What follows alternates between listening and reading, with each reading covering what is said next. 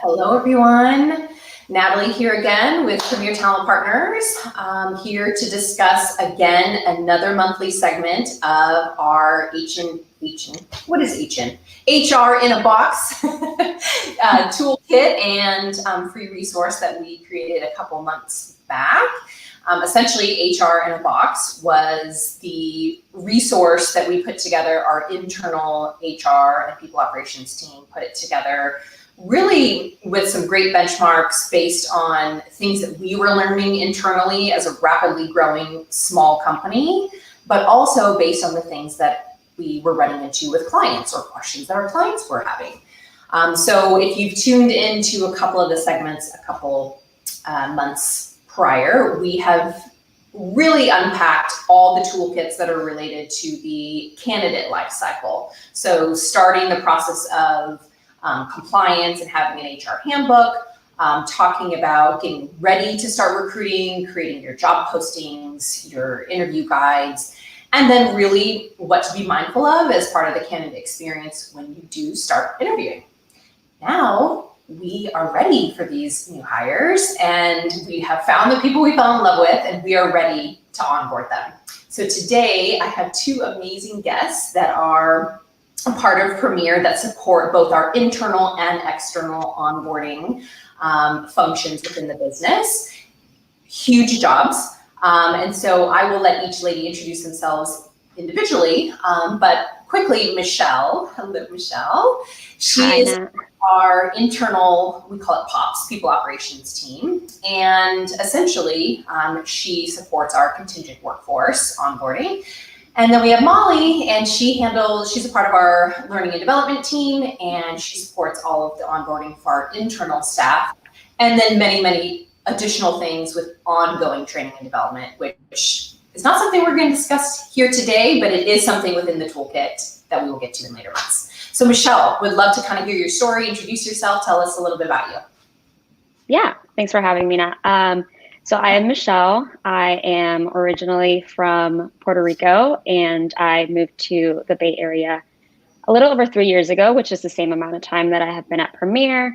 I initially started at Premier with kind of like a hybrid role, and I was doing some sort of accounts payable, and then a little bit of HR, and then eventually fully transitioned into an HR role. And now I am our people operations generalist, and I mainly focus on all of the HR for our temp population. Awesome. Thank you so much. And Molly? Hi. So I've been with Premier for about 2.5 years now. I did originally start out, I was an intern about 5 years ago. And then once I got out of college, I actually worked a few temp jobs through Premier. And then I managed to get a job in the corporate office, kind of just doing a lot of random things, office management. And eventually that led me into the training section, learning and development. And I've been doing that for about 2 years now almost, and just working in L&D, and I'm the senior training specialist here at Premier, and born and raised in the Bay Area. So I've lived here my entire life, and I don't plan on leaving. Yes, and so you know lots of things about the Bay Area market, how crazy it is, but how cool, starting as an intern, and now you basically are running the show, right? With Katie on maternity leave, you are the boss. Yeah. That is an awesome story. Okay, so we are going to dive in. I'm going to share my screen real quick, and I'm going to bring up the HR in a Box toolkit. And we are going to go specifically to the onboarding section. So first off, I really wanted to unpack the section that's related to just how to prepare yourself for onboarding. What are the things that a company really should start organizing and thinking through? What are all the tasks and the items, so to speak? So I'm going to turn here, and I'm actually going to have Michelle tell a little bit about the checklist, kind of pre-hire, first day, things of those natures, and all the things that we should be mindful of. Yeah, so the checklist is really great because it really outlines everything that needs to get done and in a specific timeline, I would say it really helps keep people accountable for what they need to get done within the time frame needed. For instance, I would say that one of our biggest things on the temp side is making sure that we collect I-9s on time. As you know, that is something that can't be completed before an offer is accepted. And then we really only have 3 business days to get it completed. So it's really important that every team member stays on top of it. Yeah, absolutely. The real benefit is keeping everybody accountable and knowing what pieces we need from either internal parties or the candidate themselves, right?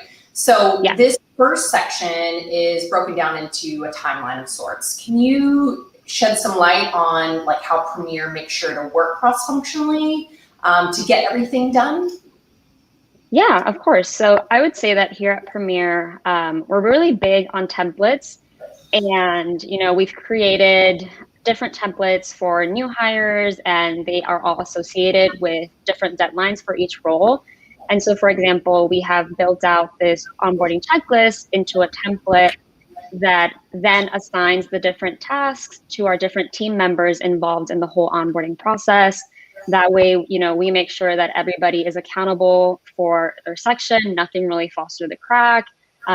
And a really good thing is that everybody can go in and check off their tasks as they do it.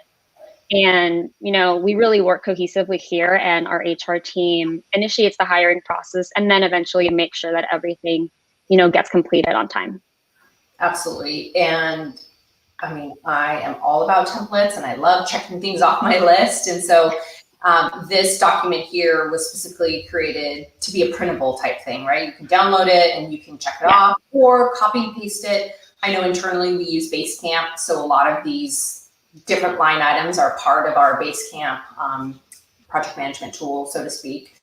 So super helpful, thank you. Now I'm gonna switch over to Molly to talk about like the first week agenda. We have a sample here. But the first week agenda, of course, incorporates parts about the onboarding and like the first day they're here, now what? But also the ongoing parts of their training, right? So, Molly, as part of our learning and development team, you're not only involved in the coordination of all this, but helping get the employees ramped up and doing those continuous check-ins. So, can you shed some light on how that plays out day to day? Or I guess throughout the week, in your role? I think now is a perfect example of like, what does this week look like, right? We have 2 new hires this week. What does that look and feel like? And how was maybe an agenda like this adapted internally for us? Yeah, so this outline that we have here really is a good breakdown of kind of what the first week is. And that first week, you really want to focus on introducing the new hires to the company, not only their coworkers, but also what are your values? What is your value add? What do you do? What is the company's history? Kind of introducing them to that, while also introducing them and giving them the role information that they need. And also we use subject matter experts, which allow our new hires to ask all of the questions they could possibly have and get well-informed answers from those subject matter experts. And overall, that first week is really just for connecting with their coworkers, getting those answers fulfilled, or getting the questions answered, and then minimizing that confusion going into that second week so that they feel comfortable not only in their role, but also within the company. We want them to feel well integrated and just overall very comfortable so that when they do jump into those roles, they are feeling totally confident in what they need to do and how to set up that second week. Got it. Awesome. Now, are there other things that are part of your process or that you and your team are mindful of, like any assessments or having things calendared ahead or any kind of off meetings or meet and greets with leadership or executive team members?